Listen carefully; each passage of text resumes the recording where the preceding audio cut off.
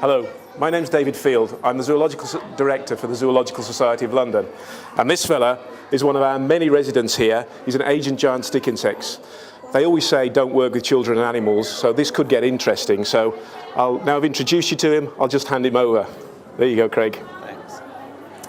It was just over 180 years ago when Sir Stamford Raffles, probably better known to you as the creator of Singapore, announced to London society that, and I quote, "I am much interested in establishing a grand zoological collection in the metropolis with a society for the introduction of living animals, bearing the same relations to zoology as a science as the Horticultural Society does to botany." And therein, the Regent's Park Zoo, or as we know it better today, the London Zoo, was born. One of the oldest and one of the first modern zoos, we have a long and proud history. Many of the animals that have resided in our grounds have gone on to be cultural icons. Jumbo the elephant, Guy the gorilla, and indeed the zoo itself held an important, really significant role in cultural role in society. A music hall artiste of the 19th century, the great Vance, encapsulated this cultural role in his musical piece, "Walking in the Zoo on a Sunday afternoon is the okay thing to do." And indeed it was, because membership or fellowship of the Zoological Society of London was a highly prized social decoration. Incidentally, it was the great Vance who first coined the word zoo. The Zoological Society of London, and London Zoo is just one part of that, has always been at the vanguard of innovation. We had the first aquarium in the world. We had the first reptile house. We opened the first ever open plain zoo at Whipsnade in 1931, where herds of really large animals could roam in the spacious paddocks that we provided at Whipsnade.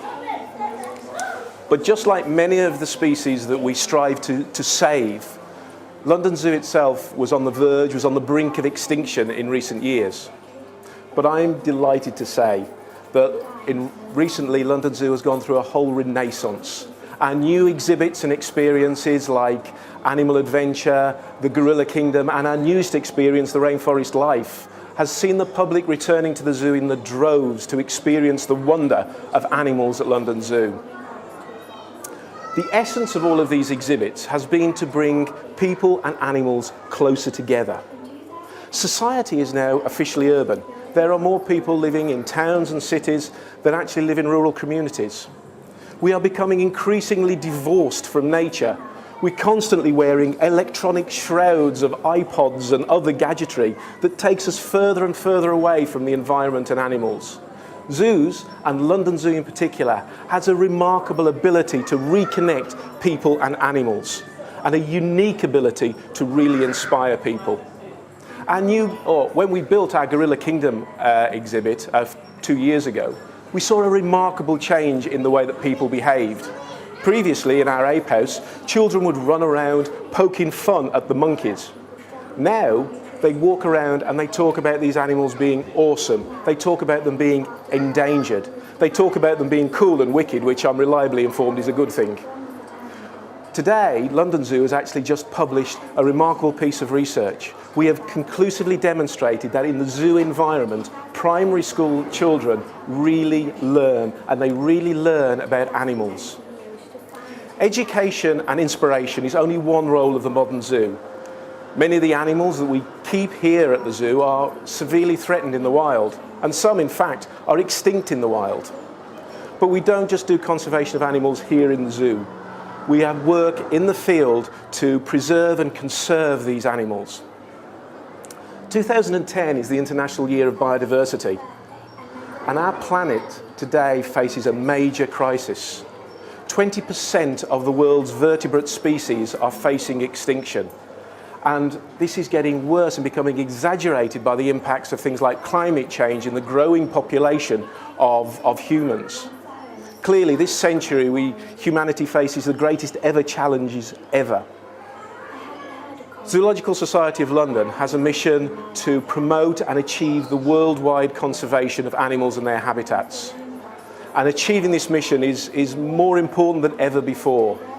There are many organisations that are working to try and achieve this, but the Zoological Society of London is unique because we bring together our science, We bring together our field conservation, and we bring together two leading zoos of Whipsnade and London Zoo. And what we do is we start to chart and define the status of the world's populations. We start to bring together diverse communities to find conservation solutions. And then we go out there and we implement conservation action on the ground. ZSL's field scientists work in 30 countries across the globe.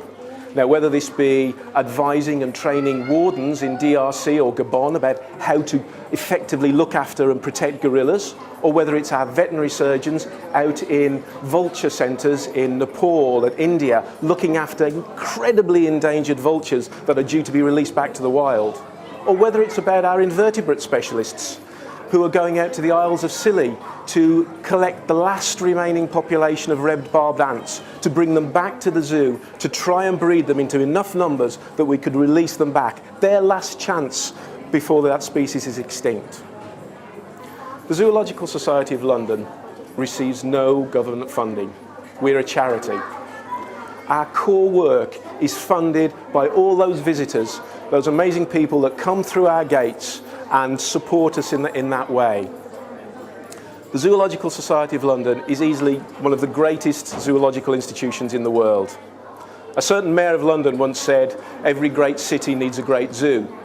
And well, in London Zoo, you have a zoo, a conservation institution, which you, the nation, and indeed London can be really proud of.